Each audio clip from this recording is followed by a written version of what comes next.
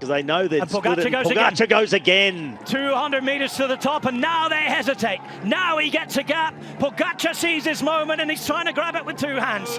But he's only got about 20 metres on Mathieu van der Poel. Now the death-defying drop down above the greenhouses all the way. The roads are dry. Conditions are optimal. Hold on, breathe in, and cross everything. And let Pidcock go, but Pedersen was around the outside and said, not with me, I'm going to follow that wheel. Pogačar through the next hairpin, Van der Poel comfortable, Pidcock, he just swings his way through and closes the gap. And this is where it could get tactical, this is where it could get interesting. Remember, Alpecin de Koning also have a guess, and here we go. This is it, this is Mohoric, number 2 if they don't chase him. But Mathieu van der Poel has his teammate Jasper Philipsen further in the group. Pidcock's there, they launch the sprint behind. It's Sturman who's burying himself, and Pidcock's going to be caught. Now Matthews makes the move. It's Pedersen on the left-hand side. Pedersen going all the way, but Matthews is there. Pogačar through the centre. It's a crazy end of the race. It's Philipsen who has it. Jasper Philipsen wins Milano-San Remo. The leader. Jonas Vingegaard is first to hit the puddles, and there's plenty of them here. Well, he's melted the ice cap, hasn't he? That was such a hot performance over the top. 9 seconds. Vingegaard is, I think, going to tag him by the time we get to the bottom.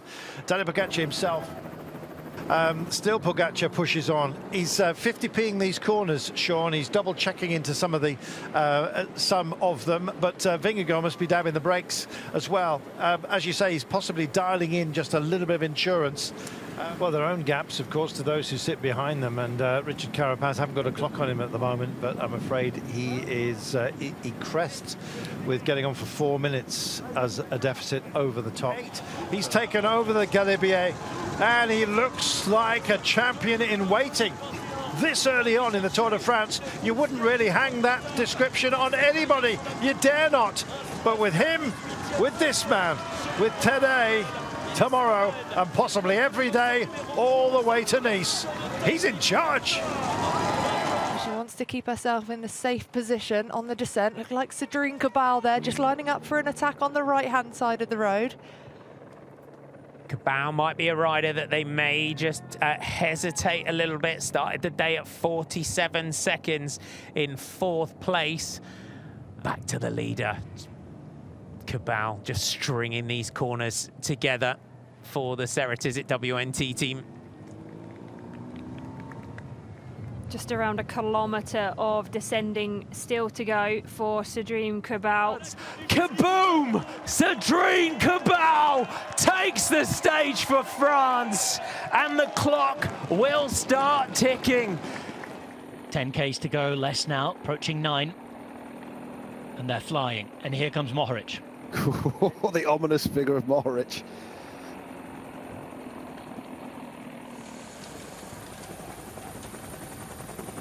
The thing is, what Mohoric has got as well as his superior technique, and just look at the way he banks the bike over, forcing our TV motor to accelerate.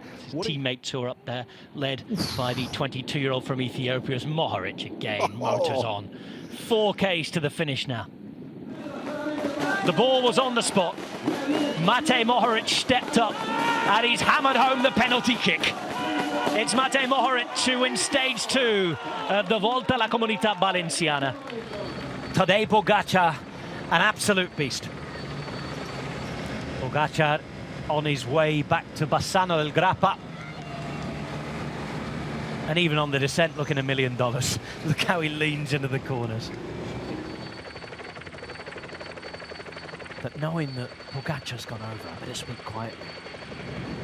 An old school racer who wants to win everything. Tadej Pogačar on course for the most complete palmarès in men's cycling since Merckx. Tadej Pogačar will win on debut the 107th Giro D'Italia. It's Pog in pink, perfection.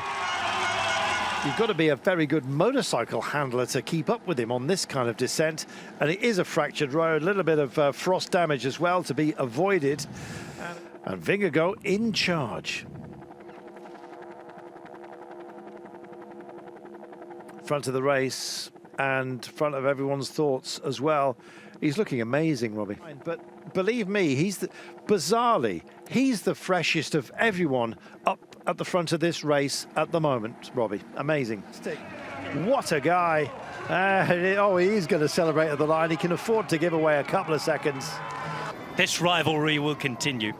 And it has been wonderful to see, given the way that momentum's gone this week, both yesterday and today. Vingegaard showing that courage, that class, that perseverance, and finding some form again. Pogačar winning this fight and winning the Tour. But Vingegaard today turning up. He's taken more time of Evenepoel on this descent, and you can see he is pushing it to the limit. That Yates was travelling quicker than Rodriguez throughout the time checks we saw. Back to the important matter at hand. The final kilometre or two of this flying descent, 90 k's an hour there. These are nervous moments. Pink and yellow, Giro and Tour, stage after stage, 6+6, utter domination. And Tadej Pogačar wins the Tour in the greatest style we've ever seen.